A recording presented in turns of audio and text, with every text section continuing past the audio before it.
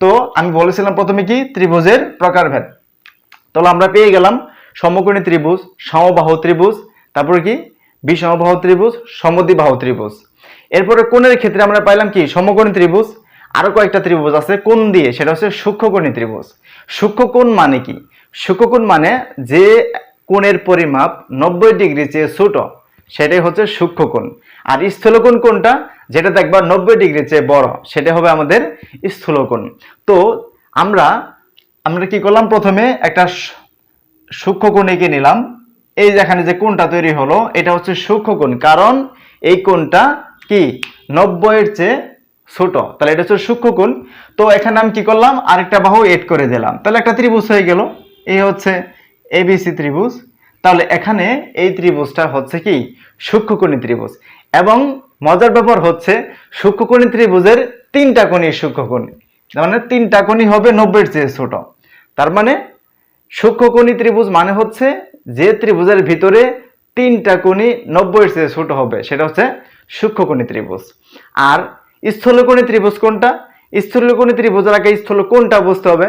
স্থূলকোণ আমি একটু আগে বললাম যেটা 90 ডিগ্রির চেয়ে বড়। তো 90 ডিগ্রির চেয়ে বড় আমি একটা কোণ আঁকি, ধরো এটা হচ্ছে একটা বাহু আর এদিকে আরেকটা বাহু নিলাম, তাহলে অবশ্যই এই যে বাহুটা কি 90 এর চেয়ে বড়, তাহলে এটা হচ্ছে কি স্থূলকোণ। এই স্থূলকোণের আমরা আরেকটা বাহু এখান দিয়ে এড করে দিলাম। দেখো এটা এড করলে আমাদের কি হবে, একটা ত্রিভুজ তৈরি হয়ে যাবে। একটা ত্রিভুজ তৈরি হয়ে গেল, ত্রিভুজের নাম দিলাম হচ্ছে আমি ধরো ডি, এটা হচ্ছে আমাদের ই, আর এটা হচ্ছে এফ। তাহলে ত্রিভুজটা পাচ্ছি কি বলো, ডি ই এফ। এই ত্রিভুজের ভিতরে একটা কোণ হচ্ছে কি স্থূলকোণ, অন্যগুলা কিন্তু সূক্ষ্মকোণ থাকবে। তাহলে যে ত্রিভুজের ভিতরে একটা কোণ স্থূলকোণ হবে সেই ত্রিভুজটা হবে আমাদের কি স্থূলকোণী ত্রিভুজ। তো তাহলে আমাদের মনে রাখতে হবে যে স্থূলকোণী ত্রিভুজের ক্ষেত্রে একটা কোণ থাকবে 90 ডিগ্রি চেয়ে বড়, বাকিগুলা 90 চেয়ে ছোট থাকবে। তার মানে জাস্ট একটা কোণ থাকবে স্থূলকোণ, সেটা হচ্ছে স্থূলকোণী ত্রিভুজ। আর সূক্ষ্মকোণী ত্রিভুজের ক্ষেত্রে তিনটা কোণের সূক্ষ্মকোণ থাকবে, সেটা হচ্ছে আমাদের সূক্ষ্মকোণী ত্রিভুজ। তো এখন তোমরা বলতে পারো যে এগুলো তো আমি আগে থেকেই বুঝি, তাহলে এখন আমার বোঝার প্রয়োজন কি? তো আমি শুধু এগুলো আলোচনা করতেছি যারা আগে বোঝো নাই, ভালোভাবে একটু ক্লিয়ার নাই, ধারণা নাই। এজন্য আমি চাচ্ছি যে তোমরা যাতে উপপাদ্য করার সময় যে তার কোশ্চেন না করো যে এই সূক্ষ্মকোণটা কি, সূক্ষ্মকোণী ত্রিভুজটা কি, যাতে এরকম কোশ্চেন না করো। এই জন্য আমি এই জিনিসগুলো আগে বোঝাই নিচ্ছি। তো আমাদের স্থূলকোণ হয়ে গেল এবং সূক্ষ্মকোণ হয়ে গেল এবং ত্রিভুজ হয়ে গেল। তো আমাদের ত্রিভুজের প্রকারভেদ কমপ্লিট হয়ে গেল। এবার বলছে ত্রিভুজের সাথে কোণের সম্পর্ক। ত্রিভুজের সাথে কোণের সম্পর্ক কি, যেটা আমি একটু আগে এখনো বুঝাইলাম। দেখো যদি আমি কি করি, আমি এটার সাপেক্ষে বুঝাই, এটা কি একটা ত্রিভুজ মানে স্থূলকোণী ত্রিভুজ। আমি যদি বলি এই কোণের সাপেক্ষে সন্নিহিত বাহু কোনটি, তাহলে এই কোণের সাপেক্ষে সন্নিহিত বাহু হবে ই এফ এবং ডি এফ। কি হবে, ই এফ হবে আর হচ্ছে ডি এফ হবে, কারণ এই দুইটা বাহু এসে আমাদের এফ কোণ তৈরি করে। এই জন্য এটা কি হবে, এটা হবে আমাদের সন্নিহিত বাহু, দুইটা বাহু। আর এই দুইটা বাহু ছাড়া যে বাহুটা এখানে বাকি আছে সেটা হবে আমাদের বিপরীত বাহু। তার মানে এক কোণ দেওয়া থাকলে আমরা বিপরীত বাহু বের করতে পারবো, আর বিপরীত বাহু থাকলে কোণ বের করতে পারবো। সেটা কিভাবে, তুমি দেখো, তুমি যদি বলো যে এই বাহুর বিপরীত কোণ কোনটা, তাহলে এই বাহুর বিপরীত কোণ হচ্ছে এই যে এখানে যে দুইটা কোণ আছে, এখানে ডি কোণ এবং ই কোণ, এই দুইটা বাদে অন্য যে বাহুটা আছে, অন্য যে কোণটা আছে, তাহলে এখানে এই দুইটা কোণ হচ্ছে তাদের কি সংলগ্ন কোণ, মানে তাদের তাদের তাদের তাদের কাছাকাছি কোণ দুইটা, এটা হচ্ছে সংলগ্ন কোণ।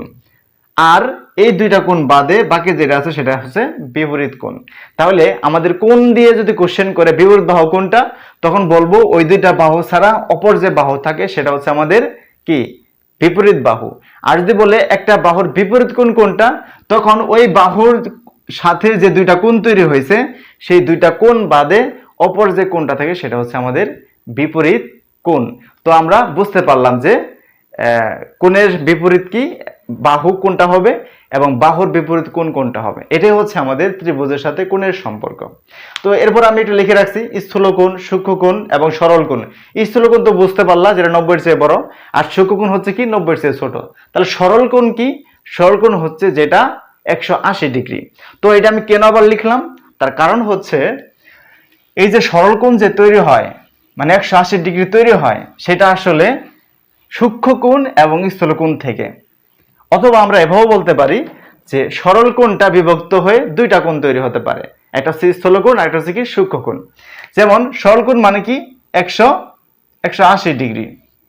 তো আমি কি করলাম, এটা হচ্ছে একটা সরল রেখা এঁকে নিলাম। এই সরল রেখার ভিতরে একটা বিন্দু আমি ফিক্স করলাম যে এই বিন্দুটা, তাহলে এখানটা কোণ তৈরি হচ্ছে।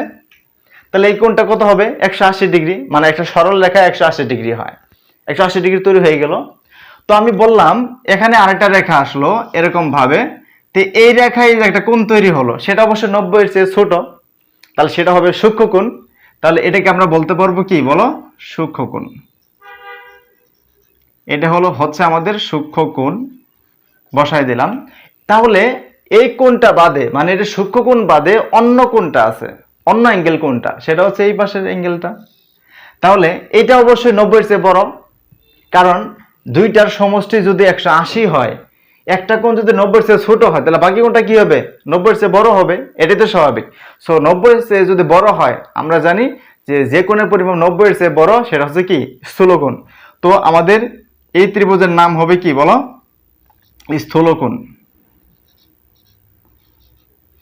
এর নাম হচ্ছে আমাদের স্থূল কোণ। তাহলে দেখো এই যে সরল কোণ ছিল 180 ডিগ্রি, এটার ভিতরে দুইটা কোণ থাকতেছে, একটা হচ্ছে সূক্ষ্ম কোণ আর একটা হচ্ছে কি স্থূল কোণ। তবে এটাকে আবার এভাবে ভাগ করতে পারতা, ধরো তুমি লম্ব আঁকলা, তাহলে এটাও 90 ডিগ্রি এটাও 90 ডিগ্রি, তার মানে দুইটা সমকোণও হতে পারে। তাহলে আমরা এইটুকু বলতে পারবো যে সূক্ষ্ম কোণ এবং স্থূল কোণ মিলে কি পাওয়া যায়, সরল কোণ পাওয়া যায়।